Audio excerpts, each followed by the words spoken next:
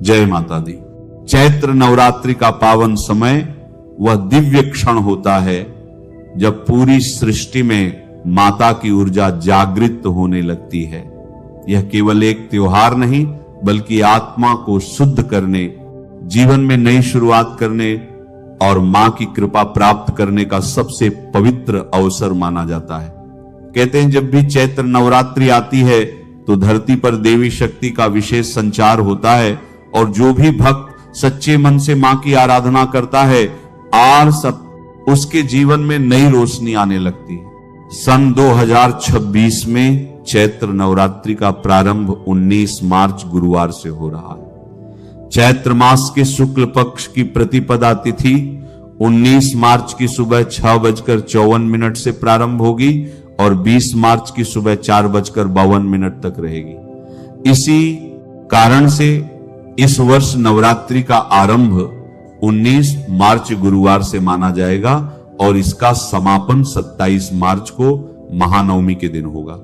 धार्मिक मान्यता के अनुसार जब नवरात्रि गुरुवार या शुक्रवार से प्रारंभ होती है तो माना जाता है कि माता रानी डोली या पालकी पर सवार होकर पृथ्वी पर आती हैं। इसे एक संकेत माना जाता है कि संसार में कुछ चुनौतियां और परिवर्तन आ सकते हैं, लेकिन सच्चे भक्तों के लिए माता स्वयं रक्षा करने आती हैं।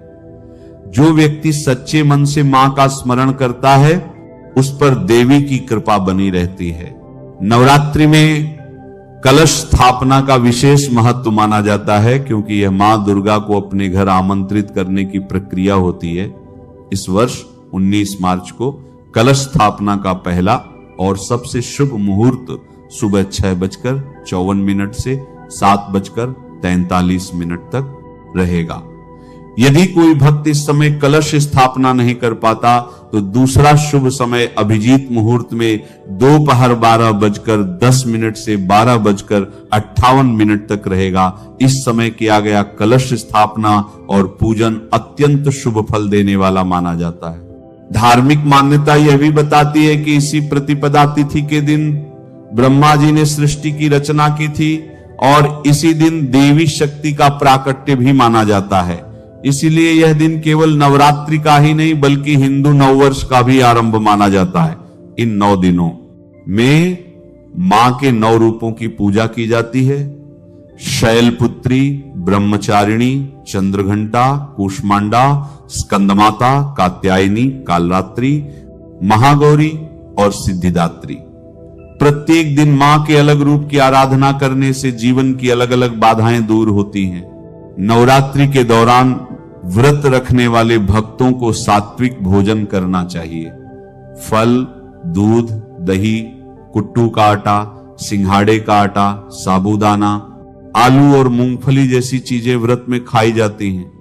नमक की जगह सेंधा नमक का उपयोग किया जाता है। लहसुन, प्याज और तामसिक भोजन से इस समय दूर रहना चाहिए। कई लोग अनजाने में ऐसी चीजें खा लेते हैं जो व्रत के नियमों के विरुद्ध होती हैं। इसलिए व्रत में हमेशा शुद्ध और सात्विक आहार ही लेना चाहिए। नवरात्रि में जौ बोने की परंपरा भी बहुत प्राचीन है। जब कलश स्थापना की जाती है तो उसके पास मिट्टी में जौ बोए जाते हैं। यह घर में सुख, समृद्धि और उन्नति का प्रतीक माना जाता है। इन जौ में रोज पानी भरकर नहीं डालना चाहिए बल्कि हल्का सा छींटा देना चाहिए क्योंकि अधिक पानी से जौ सड़ सकते हैं। जब नवरात्रि के अंत में जौ हरे भरे हो जाते हैं तो उन्हें बहुत शुभ माना जाता है। इन जौ के कुछ पत्तों को प्रसाद के रूप में पूरे परिवार को दिया जाता है और बाकी जौ को किसी पवित्र नदी या बहते जल में विसर्जित किया जाता है। कई घरों में नवरात्रि के दौरान अखंड ज्योत भी जलाई जाती है। यह ज्योत देवी शक्ति का प्रतीक मानी जाती है और पूरे 9 दिनों तक इसे जलाया जाता है। नवरात्रि समाप्त होने के बाद इसकी बाती को कभी भी इधर उधर नहीं फेंकना चाहिए। इसे सम्मान के साथ किसी पवित्र स्थान पर रखा जाता है या पीपल जैसे पवित्र वृक्ष के नीचे रख दिया जाता है। यह माता की ऊर्जा का प्रतीक मानी जाती है, इसलिए इसका आदर करना आवश्यक होता है। कलश के ऊपर रखा हुआ नारियल भी बहुत पवित्र माना जाता है।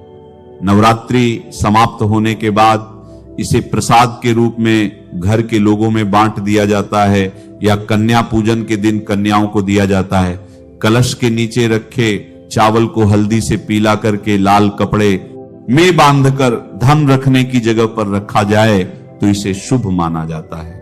नवरात्रि के दौरान सबसे महत्वपूर्ण परंपरा कन्या पूजन की होती है। 2026 में अष्टमी 26 मार्च को और नवमी 27 मार्च को कन्या पूजन किया जाएगा। इस दिन छोटी कन्याओं को देवी का रूप मानकर उनका पूजन किया जाता है और उन्हें भोजन कराया जाता है। कहा जाता है कि जब कन्या किसी घर में पहला निवाला खाती है तो उस घर पर माता की विशेष कृपा बरसती है। लेकिन नवरात्रि में कुछ गलतियां ऐसी होती हैं जिन्हें भूलकर भी नहीं करना चाहिए। पूजा में लापरवाही, अपवित्रता, गंगा या किसी भी पवित्र नदी को गंदा करना या प्रसाद और पूजा सामग्री को कचरे की तरफ फेंक देना बहुत अशुभ माना जाता है। धर्मशास्त्रों में बताया गया है कि पवित्र नदियों का सम्मान करना ही सच्ची भक्ति का प्रमाण है। यदि कोई व्यक्ति पूरे 9 दिन व्रत या पूजा नहीं कर पाता तो भी निराश होने की आवश्यकता नहीं है। केवल सच्चे मन से मां का स्मरण करना भी उतना ही फल देता है। शास्त्रों में बताया गया है कि दुर्गा सप्तशती में वर्णित सिद्ध कुंजिका स्तोत्र का पाठ अत्यंत शक्तिशाली माना जाता है। यदि कोई व्यक्ति नवरात्रि के दिनों में श्रद्धा और विश्वास के साथ इसका पाठ करता है तो उसे संपूर्ण दुर्गा पाठ के समान फल प्राप्त होता है। और अंत में एक सरल लेकिन बहुत प्रभावशाली उपाय भी बताया गया है। नवरात्रि के दिनों में यदि कोई व्यक्ति अपने घर या आसपास किसी पवित्र स्थान पर फूल का पौधा लगाता है और उसे प्रेम से सींचता है तो इसे देवी प्रसन्नता का प्रतीक माना जाता है।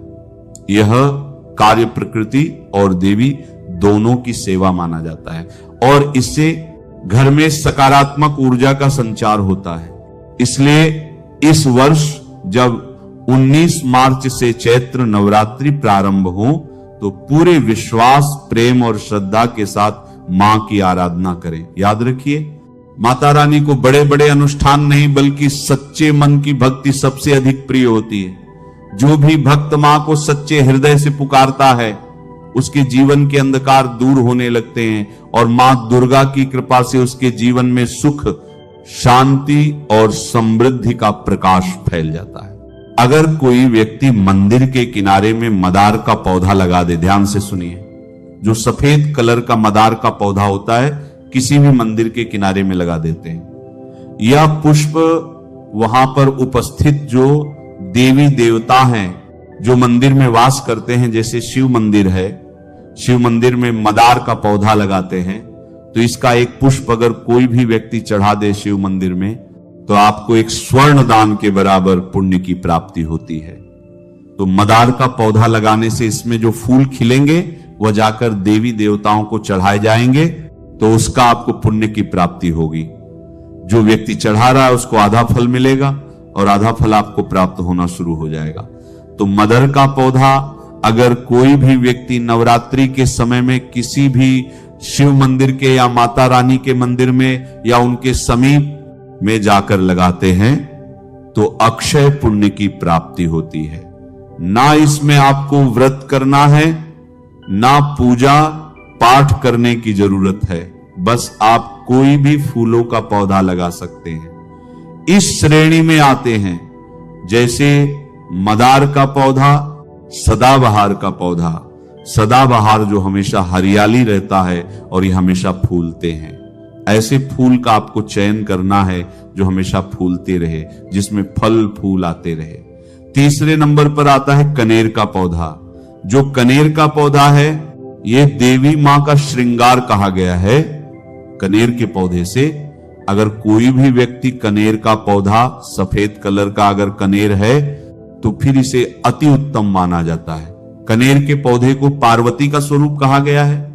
धर्मशास्त्रों में तो कनेर का पौधा चढ़ाने से माता रानी बहुत प्रसन्न होती हैं और गोदान के बराबर हमें फल की प्राप्ति होती है। आप चाहते हो तो गुड़हल का पौधा लगा सकते हैं। मंदिर के किनारे में देवी मंदिर के किनारे में अगर कोई भी व्यक्ति गुड़हल के फूल का पौधा लगाता है तो हमारे धर्म शास्त्रों में ऐसा कहा गया है, गुड़हल के वृक्ष पर साक्षात मां जगदम्बा का वास होता है। जी हां, ये मैं कोई हवा में हवाई बात नहीं कर रहा हूं, प्रमाणित बात कर रहा हूं। धर्मशास्त्रों में भी लिखा है, आप माता रानी को 56 भोग लगाएं या ना लगाएं, कोई श्रृंगार का सामान चढ़ाए या ना चढ़ाए, इससे कोई फर्क नहीं पड़ता। लेकिन अगर कोई भी व्यक्ति नवरात्रि के समय में गुड़हल का पुष्प माता रानी को सच्चे मन से अगर माला पिरो करके 21 की संख्या में या 11 की संख्या में चढ़ा दे तो उस व्यक्ति की वह मनोकामना पूर्ण होने से साक्षात ब्रह्मा भी नहीं रोक पाते हैं। गुड़हल का फूल माता रानी को चढ़ाने से, नवरात्रि में आपने पूजा पाठ व्रत रखते हैं, पूजा पाठ कर रहे हैं, कोई बात नहीं। अगर आप व्रत नहीं कर पा रहे हैं, पूजा पाठ में टाइम नहीं दे पा रहे हैं, तो गुड़हल का फूल माता रानी को नवरात्रि के किसी भी एक दिन 21 फूलों की माला पिरोकर, माला बनाकर माता को चढ़ा देना, संपूर्ण व्रत का फल मिल जाएगा। आपने नवरात्रि का व्रत रखा हो या ना रखा हो, इससे कोई फर्क नहीं पड़ता, बस गुड़हल का फूल माता रानी को चढ़ा देना। तो ऐसा कहा गया है। कोई व्यक्ति अपने जीवन काल में अगर नवरात्रि के समय में गुड़हल का पौधा लगा देता है और इस पौधे में फूल आना शुरू हो जाते हैं और ये फूल अगर देवी देवताओं को चढ़ना शुरू हो जाते हैं, तो माता रानी आजीवन आपकी बिल्कुल ही मदद करेंगी, आपके ऊपर अपनी कृपा बरसाएंगी, आपको अपना पूर्ण आशीर्वाद देंगी और जब तक आप इस संसार में जिएंगे कभी भी निर्धन नहीं रहेंगे। ये नाची प्रकाप का आपके, ऐसे में आप अष्टमी और नवमी को, इन दोनों तिथियों में कन्या पूजन अवश्य ही करें, कन्याओं को भोजन अवश्य खिलाएं। शास्त्रों में 9 दिनों के नवरात्रि को बहुत ही शुभ और मंगलकारी माना जाता है और वहीं 8 दिनों के नवरात्रि को अच्छा नहीं माना जाता। ऐसे में 10 दिनों के नवरात्रि बहुत ही शुभ माने गए हैं।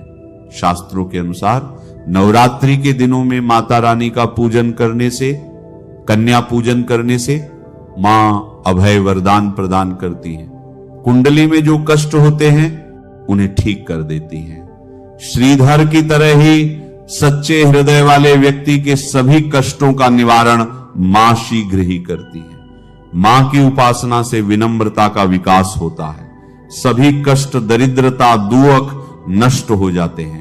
नवरात्रि में माता रानी का व्रत और पूजन किया जाता है, लेकिन नवरात्रि के दौरान सबसे ज्यादा महत्व होता है कन्या पूजन का। कन्या रानी